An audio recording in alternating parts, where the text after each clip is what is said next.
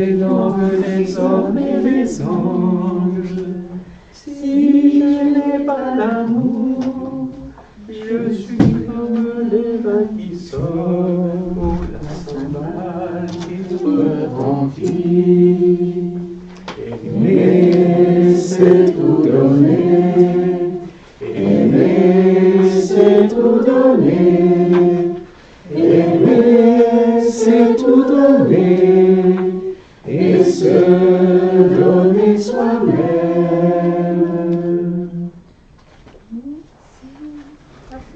Je vous salue Marie, pleine de grâce, le Seigneur est avec vous. Vous êtes bénie entre toutes les femmes, et Jésus, le fruit de vos entrailles, est béni. Sainte Marie, Mère de Dieu, priez pour nous pauvres pécheurs, maintenant et à l'heure de notre mort. Amen. Sainte Thérèse, priez pour nous. Voilà, alors je viens de donner à Victor donc pour un dossier informatique, donc une bibliothèque entière en PDF. Donc vous avez... Alors, je vous explique. Donc j'ai mis le texte, mon édition pirate de l'histoire d'une arme, j'ai dit, ça, donc, il faut aller au Cameroun pour l'acheter. Donc alors, ce serait un peu difficile. Alors là, vous avez tout en PDF. Donc j'ai, à la demande là, de nos pères Carme et sœurs Carmélites du Cameroun, j'ai fait cette édition en proposant justement une nouvelle division du texte, non pas avec ses chapitres, vous voyez, mais je disais, et puis aussi avec l'introduction, quelques clés de lecture, et aussi j'ai ajouté quelques éléments, notamment cette poésie « Pourquoi je t'aime mon mari », vous voyez, parce qu'on peut, donc l'histoire d'une âme, vous voyez, c'est le texte principal, mais on peut encore ajouter quelques textes particulièrement importants, puis aussi, donc vous trouverez dans les annexes aussi certaines images, et notamment l'image que Thérèse avait vue, qu'il avait poussé à prier pour les pécheurs, où on voit Jésus crucifié, donc, et Marie-Madeleine au pied de la croix, puis quelques mots d'explication, enfin, donc un certain nombre d'éléments. Alors ça, vous le trouvez donc, alors vous trouvez donc Histoire d'une âme, l'Étel 23, donc c'est celle que j'ai préparée, et qui a été éditée en Afrique. Alors ensuite, vous avez deux courts parcours, l'Étel 23, donc depuis l'année dernière, puisqu'avec tous les carmes et carmélites, on se prépare à fêter, donc l'idée de faire un parcours d'études approfondies de Thérèse, vous voyez. Là, je vous ai donné quelques éléments, mais il y en a beaucoup d'autres aussi. Donc, vous voyez, ça vous donnerait un peu un itinéraire aussi pour étudier de façon continuée l'étude, mais pour notre vie, vous voyez, aussi pour l'annonce de l'Évangile.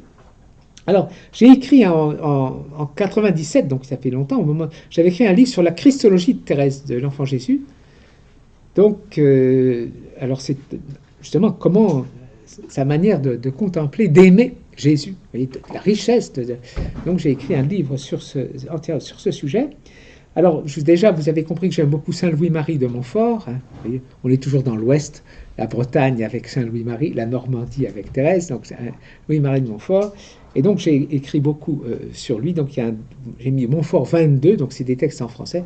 Les Montfortins de Rome m'avaient demandé de faire aussi une session avec eux, donc vous trouvez ces textes-là.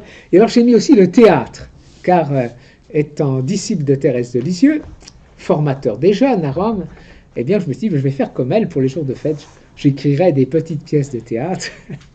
Alors, on avait fait 8, moi j'en ai déjà fait 15, vous voyez. Et alors, avec tout un côté un peu humoristique, alors vous pourrez voir. Et dans beaucoup de ces pièces, il est question de Thérèse, vous voyez, donc autour d'elle. Et puis j'ai ajouté un certain nombre d'études et d'articles que vous pourrez voir. J'ai le fameux texte de Léo Taxil, cette conférence de presse, un texte absolument hallucinant. Vous le trouvez là aussi, ici. Hein, voilà. Et donc ça fait, vous voyez, alors ça, vous pouvez le partager. J'ai dit donc à Victor, il n'y a rien de secret. Donc vous voyez, c'est pas si vous avez des amis, d'autres prêtres, laïcs, des gens qui voudraient approfondir Thérèse, vous pouvez leur donner sans aucun problème. Donc alors, qu'est-ce que nous allons faire cet après-midi? Eh bien, je vais être beaucoup plus bref, excusez-moi ce matin, j'étais un peu trop long, mais ces deux moments étaient tellement importants, vous voyez, hein, à tout point de vue, je pense que ça valait la peine. Alors là, je voudrais vous dire quelque chose à propos de l'amour de Thérèse pour Marie et pour l'Église. Hein. Donc vous voyez, Jésus est absolument au centre, l'absolu de Jésus-Christ, et donc la totale relativité de Marie et de l'Église. savez, il y aurait une fausse dévotion à Saint Louis-Marie de Montfort, le grand dévot de Marie, dit bien que une dévotion à Marie qui ne conduirait pas à Jésus, ce serait une illusion du diable. Il dit ça.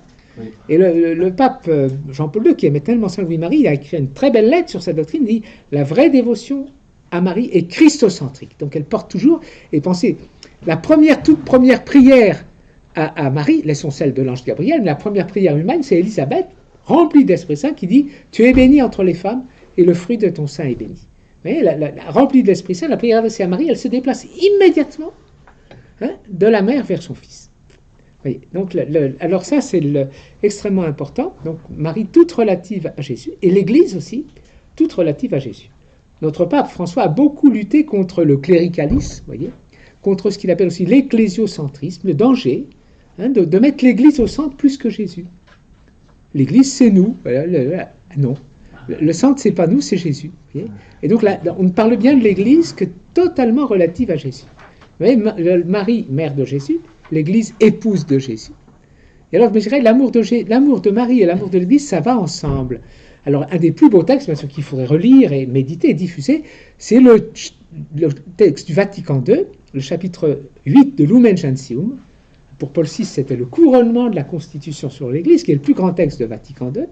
Et ce chapitre est intitulé « Marie dans le mystère du Christ et de l'Église ». Marie toute relative au mystère du Christ et au mystère de l'Église. Quel numéro, pardon ? C'est le chapitre 8 de Lumen Gentium. Chapitre 8 de Lumen Gentium, vous trouvez des volumes, maintenant avec l'Internet, on prend tout, vous voyez.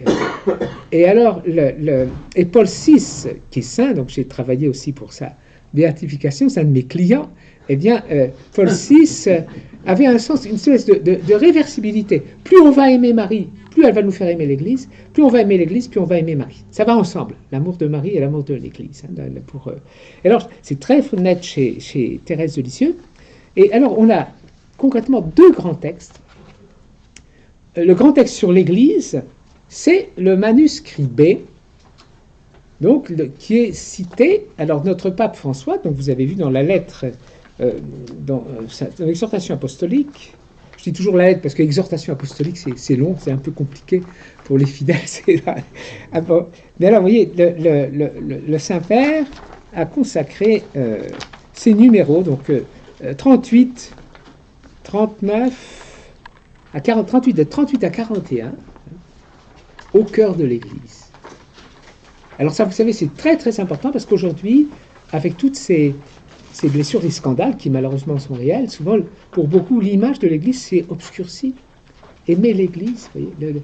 Alors retrouver que justement, il y a malheureusement le côté ténébreux du péché, mais il y a la réalité de sainteté, de la flamme d'amour de l'Esprit Saint qui s'éteindra jamais, la promesse de Jésus à Pierre, les puissances de l'enfer ne l'emporteront jamais sur elle, voyez. Alors donc Thérèse peut nous apprendre vraiment à redécouvrir l'Église dans toute sa profondeur, dans toute sa beauté, justement, au niveau de ce cœur brûlant d'amour, le cœur brûlant d'amour. Alors là, je vais moins en parler parce que vous savez, le pape en donne un très beau résumé. Il cite au numéro 39 une citation, là je vous invite à la relire, donc, cite justement ce fameuse découverte du cœur de l'Église à partir de Saint Paul. Toujours, et dans cet acte d'amour, Jésus, je t'aime et j'aime l'Église, ma mère. L'acte d'amour à Jésus qui s'étend aussi à l'Église. Alors, ce très beau texte qui est considéré vraiment comme le chef-d'œuvre de Thérèse, le texte le plus cité, le plus bref des trois manuscrits, donc écrit en septembre 1896, à la demande de sa sœur aînée Marie du Sacré-Cœur, qui est sa marraine de baptême, c'était l'aînée des filles Martin. Et donc elle avait demandé à sa sœur, à jeune sœur Thérèse, sentant qu'elle vivait des choses très très profondes, de lui écrire quelque chose comme un souvenir de sa retraite. Et c'est là que Thérèse dit, en écrivant, c'est à Jésus que je parle, ça m'est plus facile pour exprimer ma pensée. Et vous savez, quand les saints écrivent des textes en forme de prière, la meilleure chose, c'est de les prier, d'aller devant le Saint-Sacrement ou devant le crucifix. Vous voyez, quand les saints, dans leurs textes en forme de prière, nous communiquent ce qui sont de plus profond. Et on a le droit de prier, on a la foi, l'espérance et la charité, on a l'Esprit Saint. Vous voyez ? Et les saints ne sont pas des extraterrestres, ce sont des hommes et des femmes comme nous, qui ont eu leurs combats, leurs difficultés, et donc de prier avec les prières des saints. Moi, j'en ai fait beaucoup l'expérience avec saint Anselme, je l'ai nommé, donc ce grand saint italien venu en Normandie, puis fini en Angleterre, oui, saint européen, parce que donc il est connu comme grand philosophe, etc. Mais ces textes les plus puissants, même parfois les plus difficiles, sont en forme de prière. J'ai fait l'expérience de prier avec les prières de saint Anselme, première chose. Et ensuite, quand vous aurez prié avec le texte, alors pour ça, vous essayez de l'analyser, de le comprendre. Hein. Mais si c'est un texte en prière, il faut le prier. Voyez.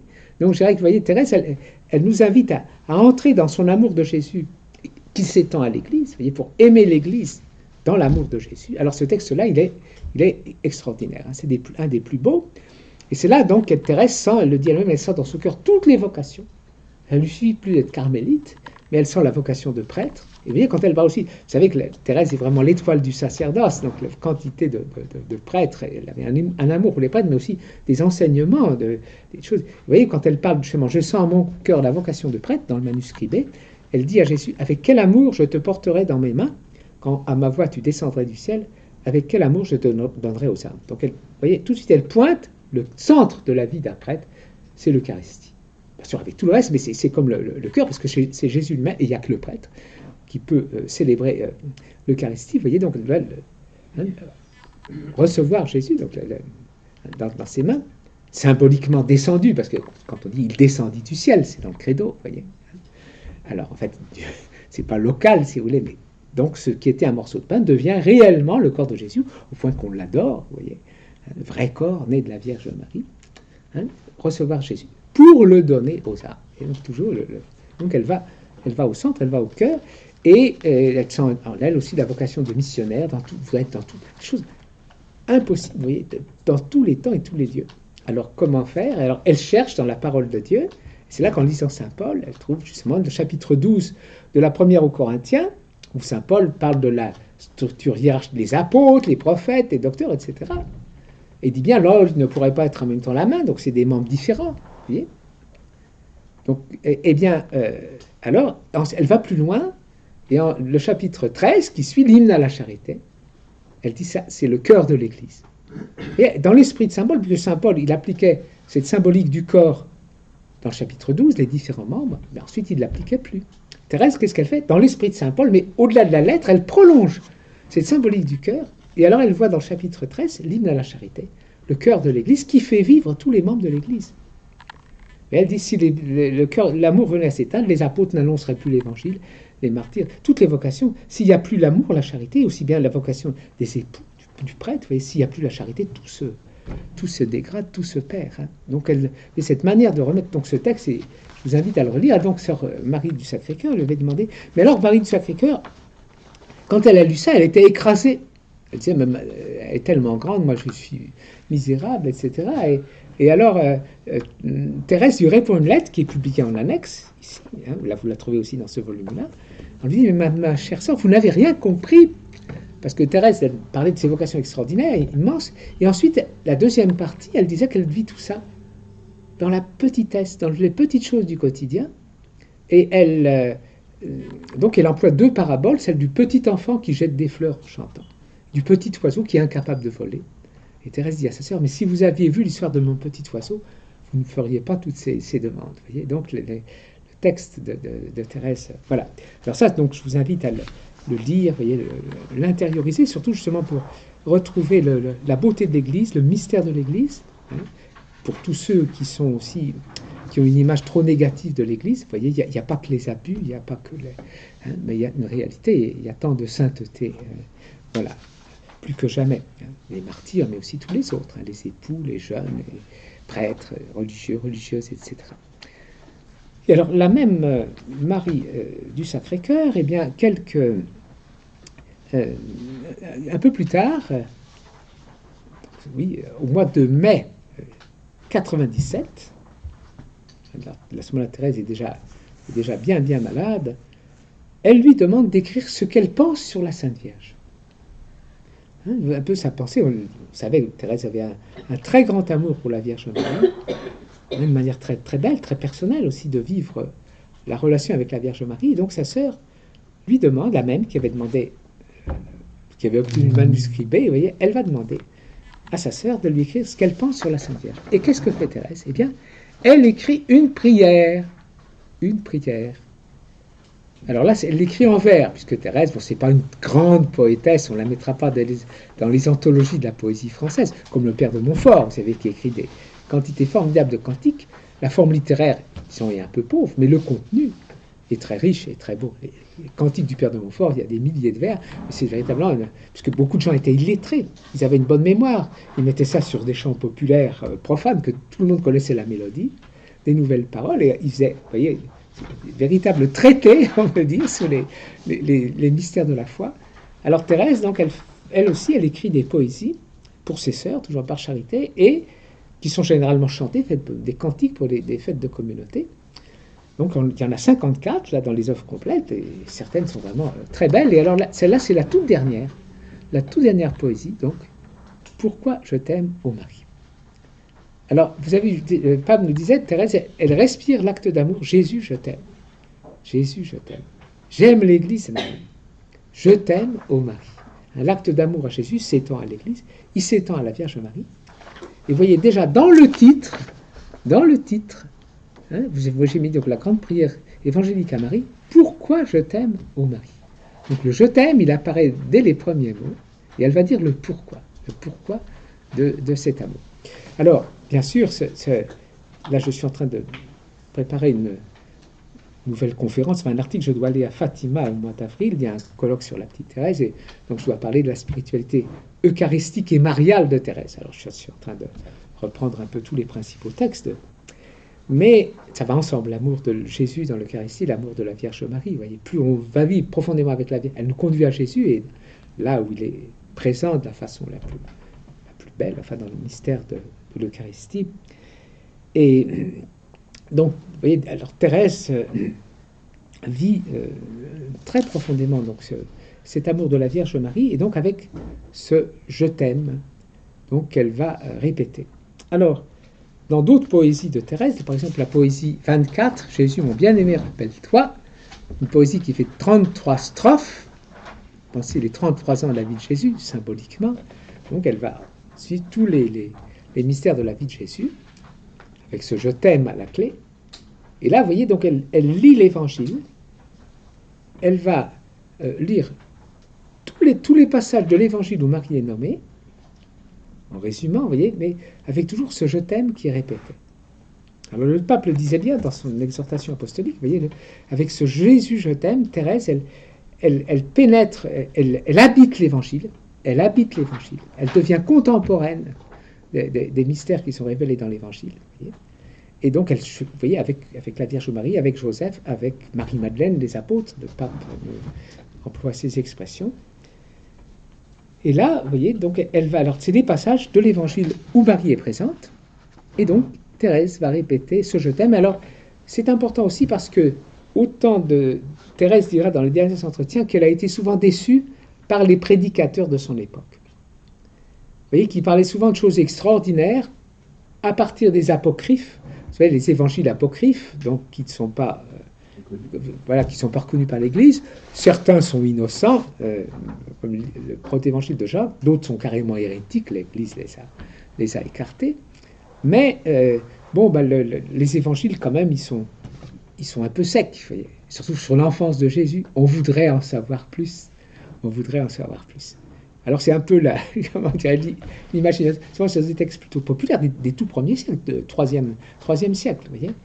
Et alors on vient plein de choses extraordinaires, l'enfant Jésus qui fait des miracles, etc., etc., etc. Et alors, malheureusement, souvent les prédicateurs, ça frappait davantage les gens. Vous avez sans doute entendu parler de Marie Valtorta, vous voyez, je dirais c'est du roman évangélique.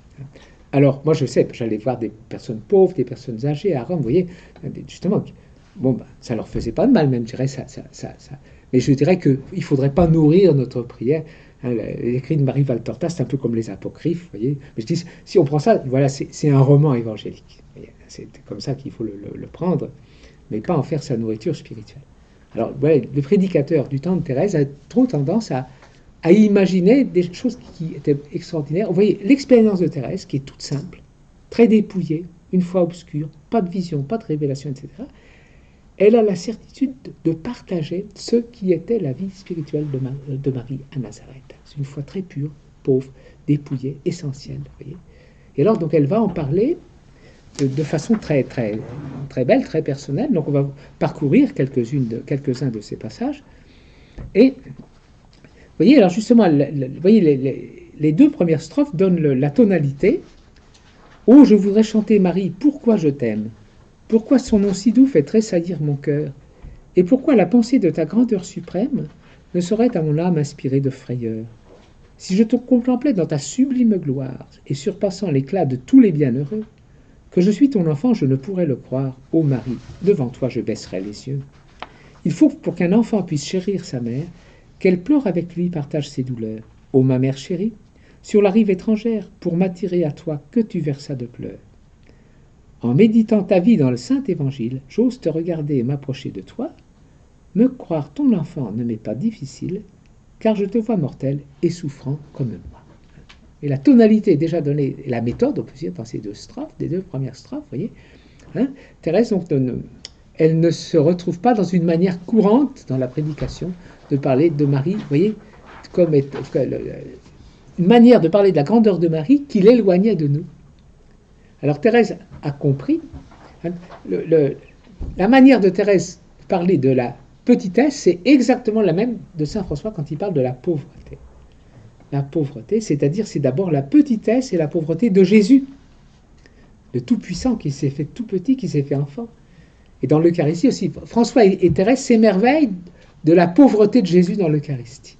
Thérèse dit plus petit qu'un enfant, et saint François, dans les écrits authentiques de saint François, vous voyez, dit admirez, mes frères, l'humilité de Dieu sous l'humble forme du pain. Vous voyez, Thérèse, l'abaissement de Jésus, la crèche, la croix, l'Eucharistie qui rend présent la passion, la résurrection, mais aussi l'incarnation. Alors vous voyez, Marie, ce que Thérèse a compris, comme d'ailleurs saint François, Jésus a dit qui est le plus grand dans le royaume des cieux. Celui qui se fera petit, dans le texte de saint Matthieu, celui qui se fera petit comme un enfant, c'est celui-là qui est le plus grand dans le royaume des cieux. Et alors, ces braves prédicateurs, ils avaient oublié que le plus grand privilège de Marie pendant sa vie sur la terre, c'était la petitesse. Ils avaient oublié, si Marie est la plus grande dans le royaume des cieux, c'est parce qu'elle a été la plus petite. Et Thérèse, il va insister justement dans cette poésie sur la petitesse de Marie. François parlait de la pauvreté, la Madonna povera, la Vierge pauvre. François est clair. Alors vous voyez donc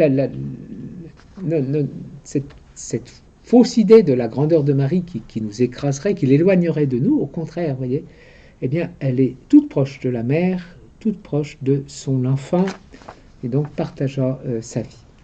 Donc elle va montrer la Vierge Marie, non pas inaccessible, mais toute proche, imitable, vous voyez, dans le... Voilà. Et alors, donc à partir de là, c'était un peu comme une sorte de prologue, alors elle va méditer, elle va suivre, vous voyez, elle commence avec l'Annonciation, c'est-à-dire l'incarnation du Fils de Dieu. Donc, vous voyez les strophes 3 et 4 qui concernent le mystère de l'incarnation. Vous voyez la strophe 4, l'insistance sur l'humilité. Humilité et petitesse, c'est pareil. Oh, je t'aime, Marie, te disant la servante du Dieu que tu ravis par ton humilité. Cette vertu cachée te rend toute puissante. Elle attire en ton cœur la Sainte Trinité. Alors, l'esprit d'amour te couvrant de son ombre, le Fils égal au Père en toi s'est incarné. De ses frères pécheurs, bien grand sera le nom, puisqu'on doit l'appeler Jésus, ton premier-né. Vous voyez la familiarité avec l'Évangile qu'a Thérèse. Et alors, aussitôt après, alors ça c'est très intéressant. Vous voyez, vous avez une strophe eucharistique. Elle s'approprie, en quelque manière, elle s'identifie avec Marie, au moment où Marie porte le Fils de Dieu dans son sein.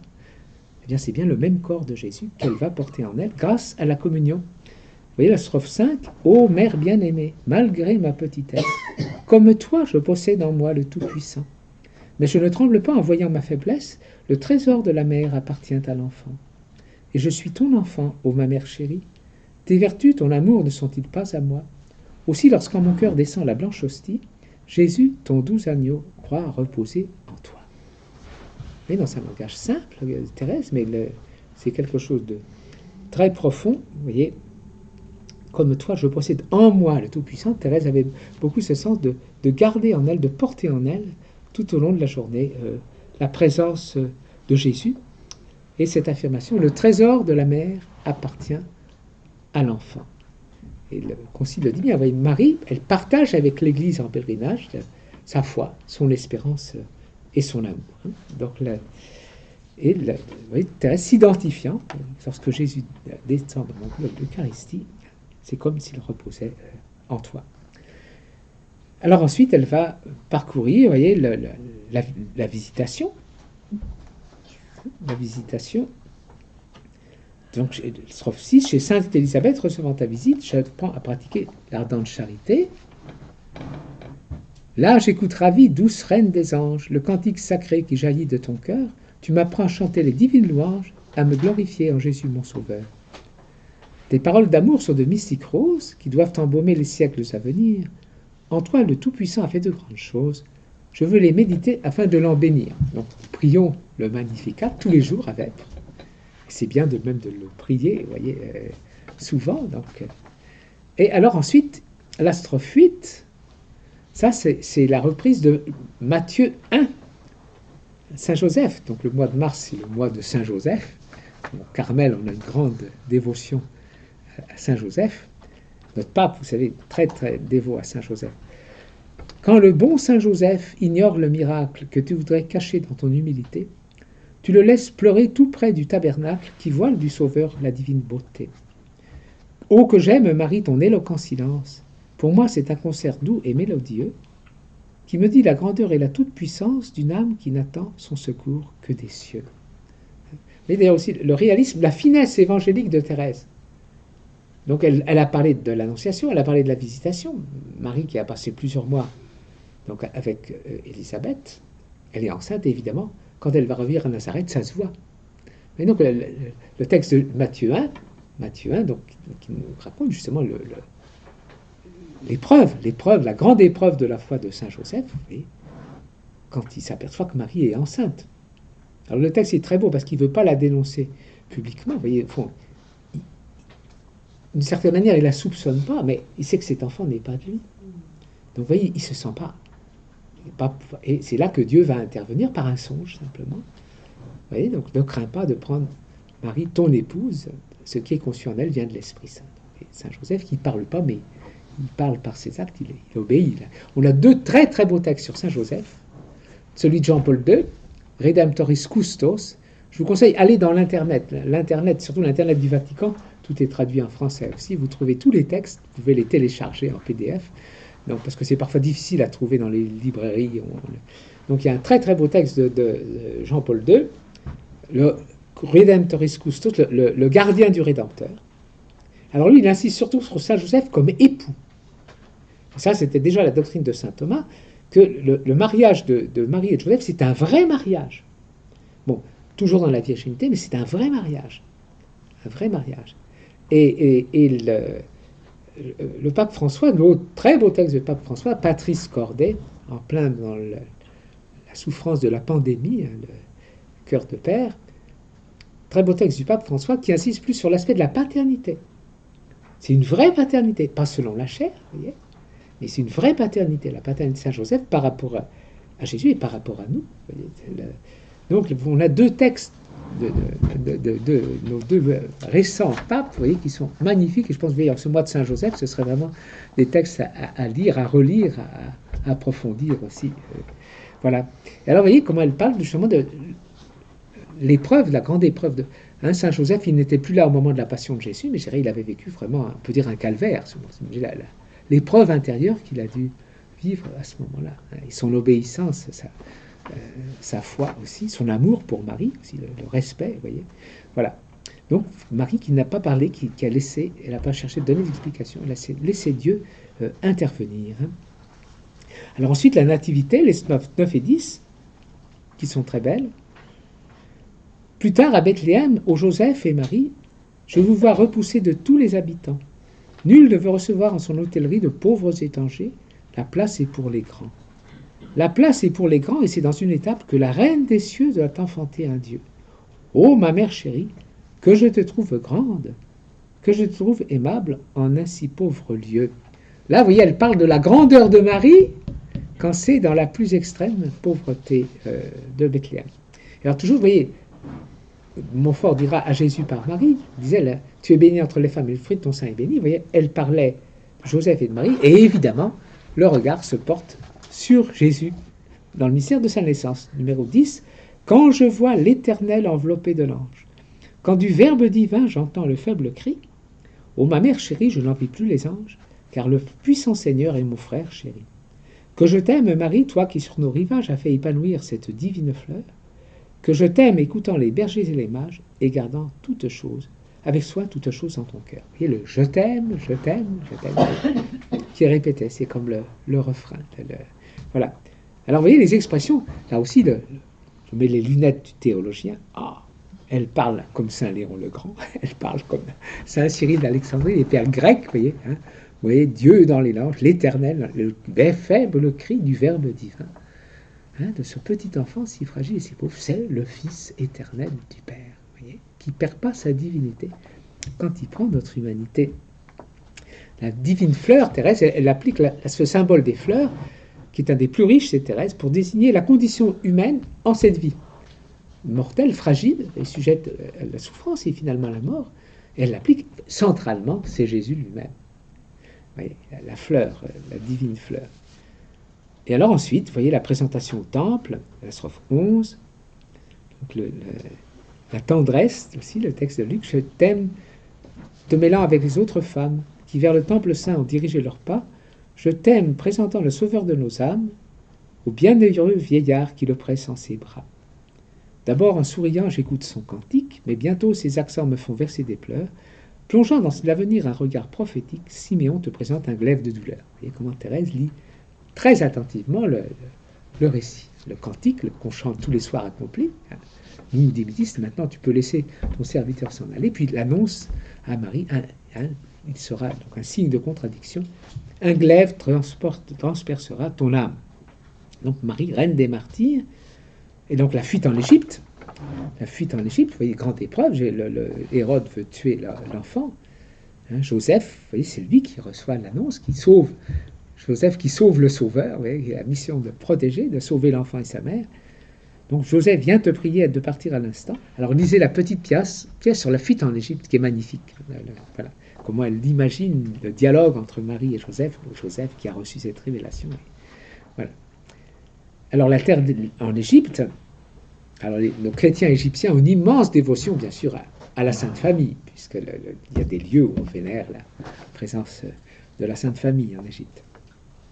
Et alors, l'épreuve plus douloureuse, Jésus a 12 ans, dans le texte de toujours le récit de Saint Luc, donc Jésus a 12 ans qui disparaît, sans rien dire, vous voyez, qui se cache pendant 3 jours. Et alors, elle médite sur ce mystère, numéro 13, 14, donc les paroles mystérieuses de Jésus. Et là, vous voyez la strophe 15, elle va donner l'explication. L'Évangile m'apprend que, croissant en sagesse, à Joseph, à Marie, Jésus reste soumis, et mon cœur me révèle avec quelle tendresse il obéit toujours à ses parents chéris. Maintenant, je comprends le mystère du temple. Les paroles cachées de mon aimable roi, Mère, ton doux enfant veut que tu sois l'exemple de l'âme qui le cherche en la nuit de la foi. La pensée de Thérèse écrit ça en mai 97, et quelques jours plus tard, en juin 97, elle va écrire le manuscrit B, le texte qu'on a lu ce matin, où elle va raconter le texte le plus long, le plus approfondi sur cette grande épreuve de la foi qu'elle vit, voyez. Donc Marie, le modèle de l'âme qui le cherche en la nuit de la foi. Thérèse, vous voyez, il y a tout ce qu'elle vit qui est derrière. Elle continue. Puisque le roi des cieux a voulu que sa mère soit plongée dans la nuit, dans l'angoisse du cœur, Marie, c'est donc un bien de souffrir sur la terre. Oui, souffrir en aimant, c'est le plus pur bonheur. Tout ce qu'il m'a donné, Jésus peut le reprendre. Dis-lui de ne jamais se gêner avec moi. Il peut se cacher, je consens à l'attendre, jusqu'au jour sans couchant, où s'éteindra ma foi. Alors souvent, beaucoup de lecteurs d'aujourd'hui, même des chrétiens fervents, sont gênés par la manière de Thérèse de parler de la souffrance. Elle en parle beaucoup. Et certains pensent qu'elle en parle trop. Alors en fait, je pense que non, elle en parle bien, vous voyez, parce que la souffrance est une réalité qui est toujours présente, vous voyez, dans notre vie. Et alors justement, je dis souffrir en aimant. Donc j'ai encore un autre étudiant, vous voyez, j'ai reçu, quand on est professeur, on est à l'école des étudiants, surtout quand ils font des thèses de doctorat finalement. Donc j'ai un étudiant du Rwanda, Père Aimable, qui est en Belgique maintenant, qui a fait une thèse magnifique sur Thérèse de Lisieux et la souffrance. Et il a pris justement comme titre souffrir en aimant, c'est le plus pur bonheur. Bon, c'est un rescapé du génocide. Toute sa famille a été massacrée. Il a passé, je crois, un mois caché dans la forêt. Bon, il y a justement de bons Hutus qui l'ont sauvé, vous voyez, parce que là aussi, il y a eu des gens. Heureusement, il n'y a pas eu que des criminels, il y a eu des saints aussi dans les deux ethnies, etc. Donc, mais il me racontait que ce qu'il a sauvé, il avait un petit feuillet où il y avait une des poésies de Thérèse. Il avait ça dans sa poche, vous voyez, il n'avait plus rien. Donc Thérèse l'a sauvé du désespoir, de la haine aussi, vous voyez. Donc il est devenu prêtre. Donc il a fait une très belle thèse à Rome, justement, sur ce thème de Thérèse de Lisieux et la souffrance. Alors je crois que, vous voyez, de fait, elle en parle beaucoup, mais je dis, elle en parle bien. Et aujourd'hui, c'est vendredi. Le texte qu'on a lu, des textes, vous voyez, là, chez Joseph vendu par ses frères, les vignerons homicides, je dirais que retrouver ce sens qu'avait les saints de la passion de Jésus. Le chemin de croix, vous voyez, c'est pas du tout du masochisme ni du doloriste, parce que c'est toujours transfiguré par la souffrance, et donc, par l'amour et donc par la joie. Et parmi les poésies de Thérèse, une des plus belles, une des dernières, que vous trouverez dans les œuvres complètes, c'est la poésie sur la joie. Ma joie. Ma joie. Alors qu'elle est dans les plus grandes souffrances, c'est dans les derniers mois, les souffrances de la maladie, les souffrances de l'âme, et elle termine, le dernier mot, ça encore c'est le génie de Thérèse, dernier vers, Jésus, ma joie, c'est de t'aimer. Alors, retenez ces mots, Jésus, ma joie, c'est de t'aimer. Quand le pape François dit que Thérèse est le docteur de la synthèse, vous voyez, l'art de dire beaucoup en très peu de mots. Jésus, ma joie, c'est de t'aimer. Donc, et là, on dit un saint triste est un triste saint, c'est-à-dire c'est pas un saint. J'ai étudié quantité de saints, même les martyrs, vous voyez, il y a toujours coexistant avec les plus grandes souffrances, il y a une joie de fond, justement, qui est celle de l'amour du Seigneur. Vous voyez, donc c'est voilà. Alors la strophe 17, c'est une des plus originales, des plus audacieuses aussi. Je sais qu'à Nazareth, mère pleine de grâce, tu vis très pauvrement, ne voulant rien de plus. Point de ravissement, de miracle, d'extase n'embellissent ta vie, ô reine des élus. Le nombre des petits est bien grand sur la terre. Ils peuvent sans trembler vers toi lever les yeux. C'est par la voie commune, incomparable mère, qu'il te plaît de marcher pour les guider aux cieux. Vous avez vu, donc le pape cite cette strophe dans sa lettre. Il cite entièrement cette strophe, comme étant justement des plus belles, des plus caractéristiques. Marie donc, qui dit le Saint-Père, et elle est la première à vivre la petite voix.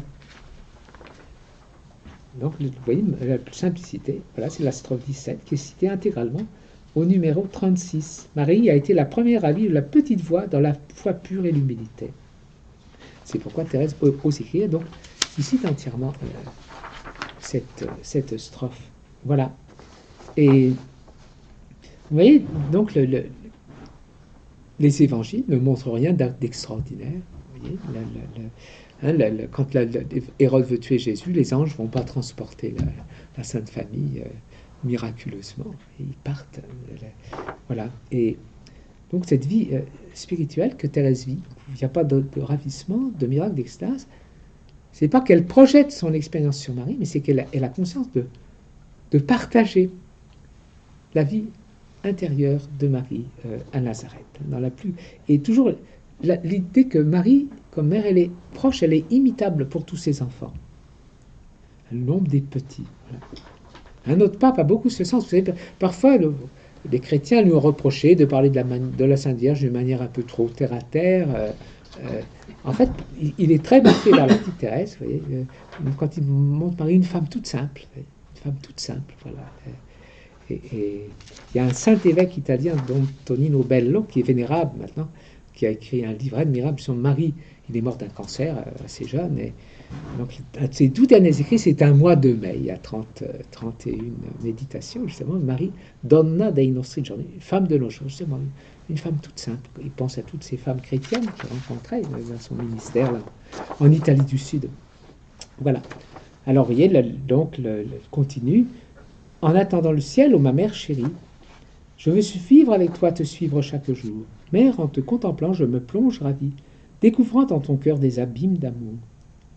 Ton regard maternel bannit toutes mes craintes. Il m'apprend à pleurer, il m'apprend à jouir. Au lieu de mépriser les joies pures et simples, tu veux les partager, tu daignes les bénir. Et donc là, c'est les noces de Cana. Les noces de Cana. Des époux de Cana voyant l'inquiétude qu'ils ne peuvent cacher car il manque de vin, au Sauveur tu le dis dans ta sollicitude, espérant le secours de son pouvoir divin. Jésus semble d'abord repousser ta prière. Qu'importe, répond-il, femme à vous et à moi. Mais au fond de son cœur, il te nomme sa mère, et son premier miracle, il l'opère pour toi. Vous voyez, elle n'écarte pas les paroles de Jésus qui pourraient sembler un peu dures. Et alors surtout, la strophe 20, la parole qui ferait plus difficulté. Un jour que les pécheurs écoutent la doctrine de celui qui au ciel voudra les recevoir, je te trouve avec eux, Marie, sur la colline. Quelqu'un dit à Jésus que tu voudrais le voir. Alors ton Fils divin, devant la foule entière, de son amour pour nous montre l'immensité. Il dit, quel est mon frère et ma sœur et ma mère, si ce n'est celui-là qui fait ma volonté. Et la mauvaise interprétation serait de penser que Jésus rabaisse Marie.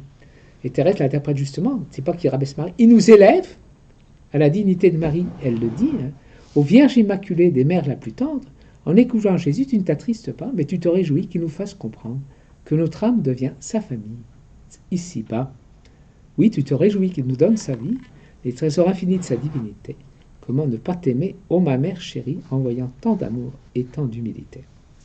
Alors la strophe 22, donc elle va arriver maintenant à la passion de Jésus, Marie dans la passion de Jésus. Tu nous aimes, Marie, comme Jésus nous aime, et tu consens pour nous à t'éloigner de lui. Aimer, c'est tout donner et se donner soi-même. Tu voulais le prouver en restant notre appui. Le Sauveur connaissait ton immense tendresse, il savait les secrets de ton cœur maternel. Refuge des pécheurs, c'est à toi qu'il nous laisse quand il quitte la croix pour nous attendre au ciel. Vous voyez, là, on a une des plus belles définitions de l'amour. Aimer, c'est tout donner et se donner soi-même. Ce n'est pas d'abord les sentiments, c'est pas d'abord le don de soi, le don total, tout donner et se donner soi-même. Encore une de ces expressions synthétiques, vous voyez, simple et géniale de Thérèse. Voilà, donc Jésus sur la croix. Et puis c'est le dernier détail que donne l'Évangile, la strophe 24. Bon, elle s'est limitée aux 4 évangiles.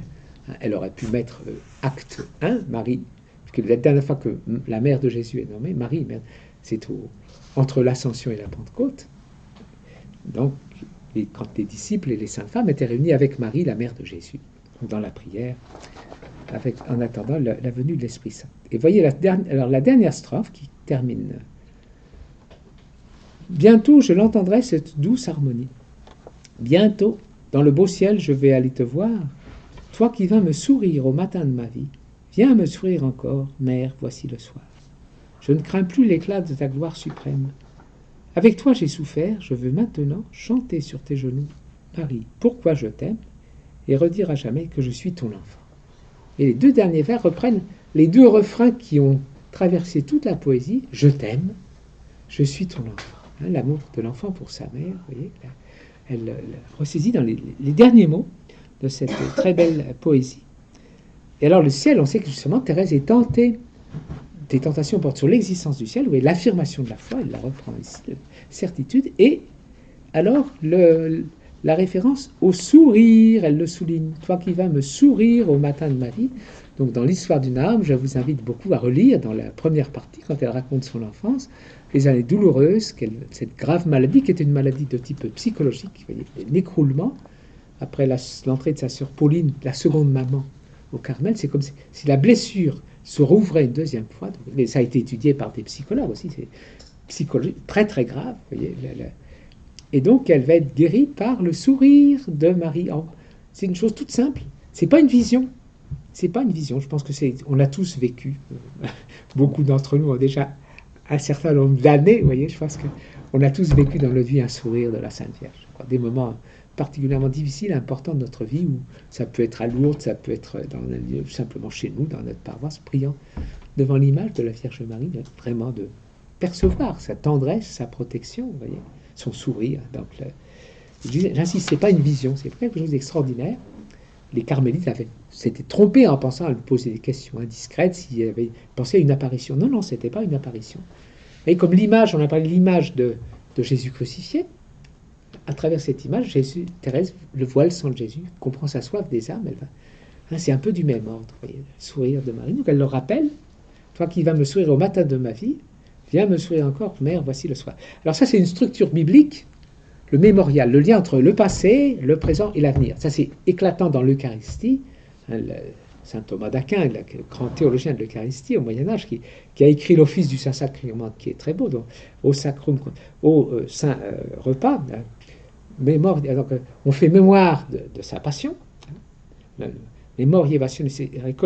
rappelle donc, le mémorial de la passion, l'esprit est rempli de la grâce, et c'est le gage de la vie future qui est donné, passé, présent et à venir. Nous le dit, nous attendons, rappelons ta mort, Seigneur Jésus, nous attendons ta venue dans la gloire.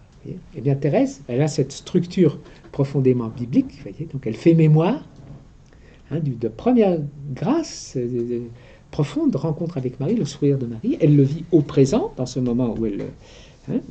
et vous voyez l'orientation vers le futur. Donc la gloire du ciel vient me sourire.